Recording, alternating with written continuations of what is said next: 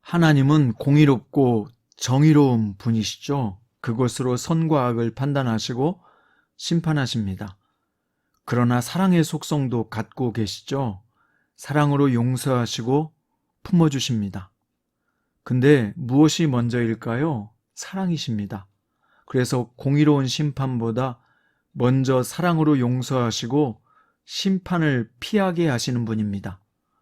오늘은 공의의 관점보다 사랑의 관점으로 보면 엘리후의 시각이 이해가 될 수 있습니다. 오늘은 욥기 34장 1절부터 20절이고요. 11절과 12절, 16절과 17절 이렇게 보겠습니다.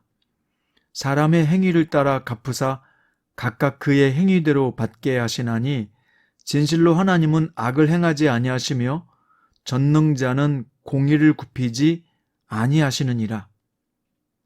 만일 내가 총명이 있거든 이것을 들으며 내 말소리에 귀를 기울이라.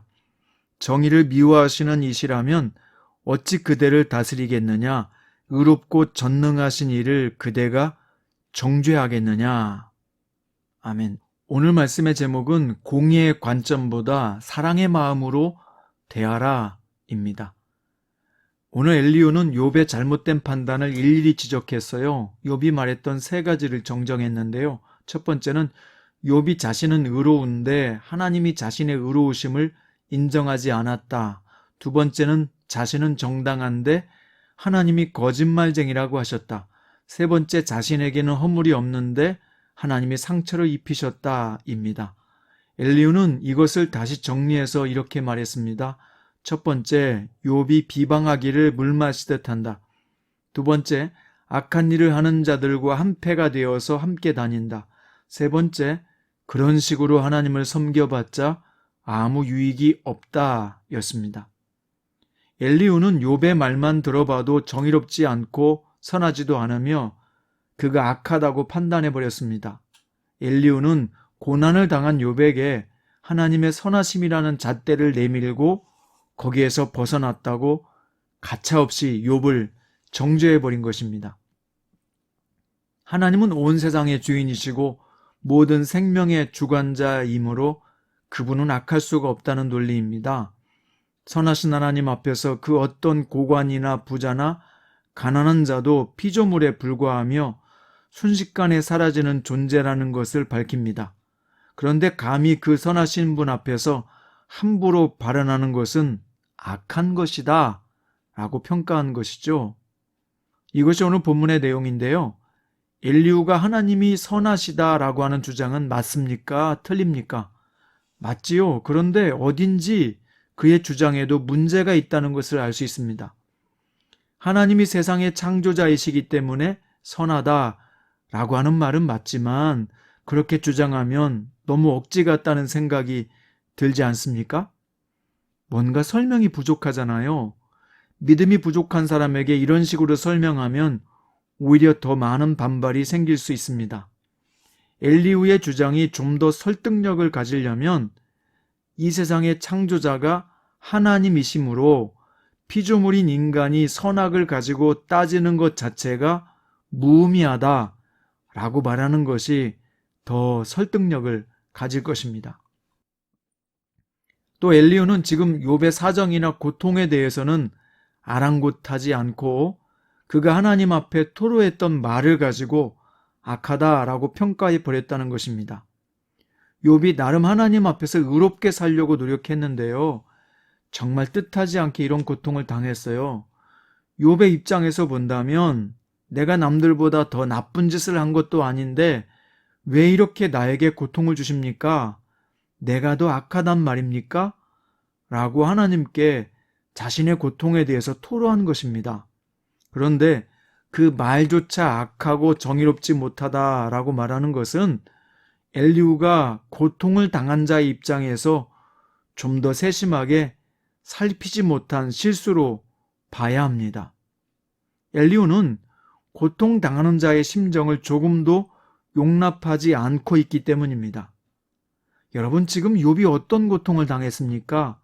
재산을 한꺼번에 다 잃어버린 문제도 큰 문제인데 거기다가 자녀들을 다 잃어버렸잖아요.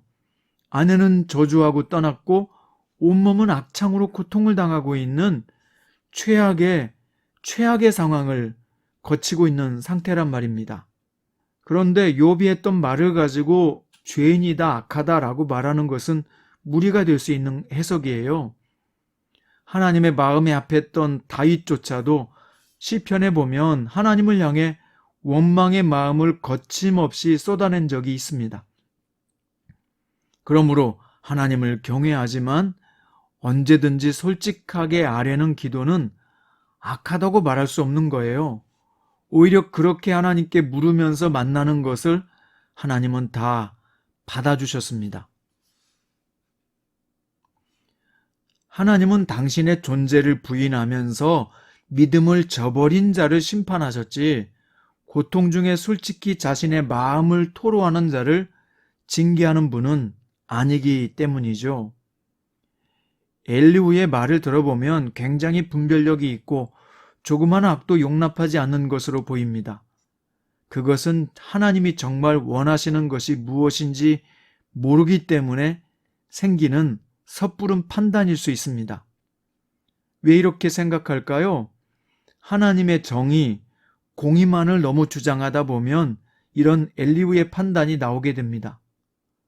성도 여러분, 하나님은 사랑의 하나님이십니다. 특히 당신의 자녀들을 향해서 사랑으로 바라보시는 그런 분이세요. 하나님께 문제가 되는 것은 하나님을 향해 토로하는 것이 아니라 자신의 존재를 부정하고 불신하는 데 있습니다. 하나님은 우리의 고난을 통해서도 합력하여 선을 이뤄가시는 분입니다. 우리가 고난당할 때 욥처럼 다윗처럼 모세처럼 하나님께 우리의 고통의 문제를 토로할 수 있고 아픔의 문제를 사실 따질 수도 있어요. 그것 자체가 잘못은 아닙니다. 하나님은 공의롭지만 사랑의 하나님이시라는 것, 하나님의 공의보다 앞서는 것은 사랑이라는 것을 잊으면 안 됩니다. 그분의 사랑이 없었다면 우리의 구원도 없었을 것입니다. 하나님이 사랑이심을 가장 잘 보여주는 구절이 있는데요. 요한일서 4장 14절부터 17절입니다.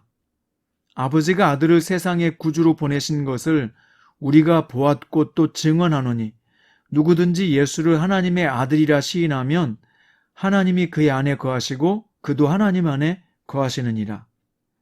아들을 세상의 구주로 보내신 하나님, 누구든지 아무 공로 없어도 그 아들을 시인하면 하나님 안에 거하게 해주시겠다는 것입니다. 자, 우리가 그런 사랑을 받았잖아요. 그리고 하나님은 사도 요한을 통해서 이렇게 또한 증언하게 하십니다. 하나님이 우리를 사랑하시는 사랑을 우리가 알고 믿었노니 하나님은 사랑이시라. 사랑 안에 거하는 자는 하나님 안에 거하고 하나님도 그의 안에 거하시느니라.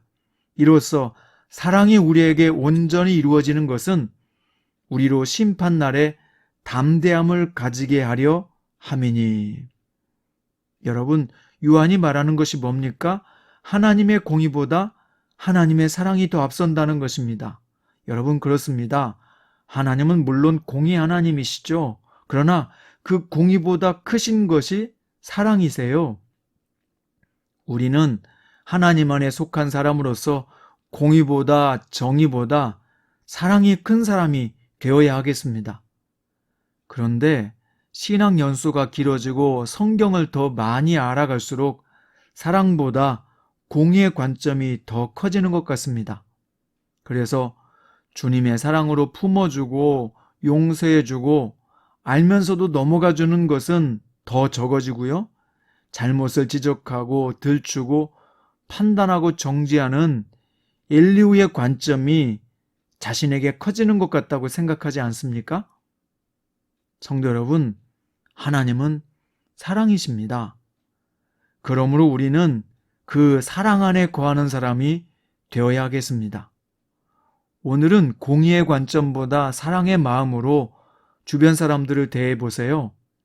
절대로 그럴 수 없다는 관점보다는 그럴 수 있지, 그럴 수도 있겠다 라는 관점으로 사람들을 바라봐 주십시오. 그러면 화가 누그러지고 여유로워지며 긍휼과 자비의 마음이 생겨날 것입니다. 오늘 사랑의 마음으로 나와 주변을 대하는 복된 성도가 되시기를 축원드립니다. 기도드립니다. 사랑의 주님, 주님은 사랑이십니다. 그래서 구원받을 수 없었던 이방인인 우리를 구원으로 인도하셨습니다. 주님, 오늘은 엘리후의 공의의 관점보다는 예수님의 사랑의 관점에서 사람을 대하고 품어줄 수 있기 원합니다. 성령님께서 날카롭고 예리한 우리의 시선을 너그럽고 관대한 시선으로 바꿔 주십시오. 예수님의 이름으로 기도드립니다.